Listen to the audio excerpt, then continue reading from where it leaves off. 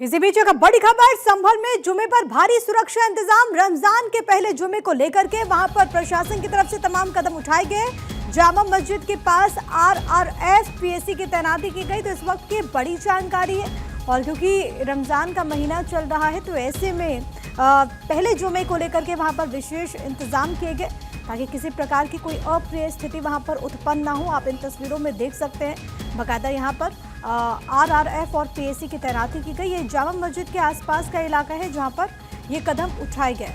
आपको ये बड़ी जानकारी दे रहे हैं, आप इन तस्वीरों में देख सकते हैं। यूपी पुलिस की तरफ से वहां पर विशेष इंतजामात किए गए हैं, और क्योंकि इस वक्त त्योहारों का मौका है, एक तो रमज़ान का ये महीना चल रहा है, दूसरी तरफ होली भी है, तो इसको लेकर के भी विशेष इंतजाम देखने को मिल रहे हैं। तो रमज़ान मुसलमानों का पाक महीना है, और इस बार रमज़ान का दूसरा जुमा 14 मार्च को है, और इसी दिन होली भी है। होली और जुमा एक तारीख को पढ़ने को लेकर के संभल के सीओ अनुज चौधरी ने मुस्लिम समुदाय से अपील की कि जिन्हें होली के रंग से दिक्कत है वो घर से ना निकले। उन्होंने कहा कि जिस तरह से मुसलमान ईद का इंतजार करते हैं वैसे हिंदू होली का इंतजार करते हैं। सीओ ने कहा कि जुमा साल में 52 बार आता है और होली साल में एक दिन आती है। ऐसे में जिन्हें रंग से परहेज है वो घर पर ही रहे। सीओ अनुज चौधरी के इस बयान पर अब सियासत भी तेज है। होली का दिन है, जुम्मा साल में 52 बार आता है, होली साल में एक बार आती है। तो मुस्लिम समुदाय के लोगों को यदि किसी को लगता है भाई आपको होली के रंग से आपका धर्म भ्रष्ट हो जाएगा या जो भी है, तो वो उस दिन ना निकले, घर से ना निकले।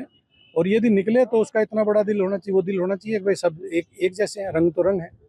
जिस तरह पूरे साल इंतजार करता है मुस्लिम पक्ष ईद का, इसी तरह से होली का भी इंतजार हिंदू पक्ष करता है। होली रंग डाल के, मिठाई खिला के, बुरा न मानो होली, इस तरह से मनाई जाती है।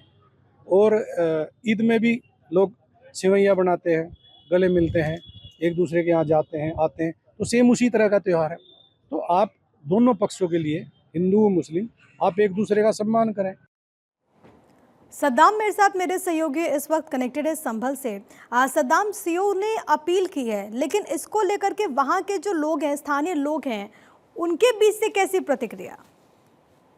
जी, मैं आपको बताना चाहूंगा, जिस तरह से संभल आजकल चर्चाओं में है, और संभल चूंकि अति संवेदनशील भी है, और साथ ही इस समय रमजान का महीना चल रहा है, और जिस तरह से होली का जो आगामी त्योहार है वो शुक्रवार यानी कि जुमे के दिन पड़ रहा है, तो पुलिस के सामने दो तरह की चुनौती थी।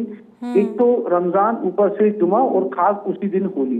इसी को लेकर पीस कमेटी की बैठक संभल कोतवाली में आयोजित हो रही थी। उसी दौरान सीओ ने लोगों से अपील की कि अगर जिन लोगों को, खासकर मुस्लिम समुदाय के लोगों को रंग से अगर दिक्कत है तो वो कुछ समय बाहर ना निकलें।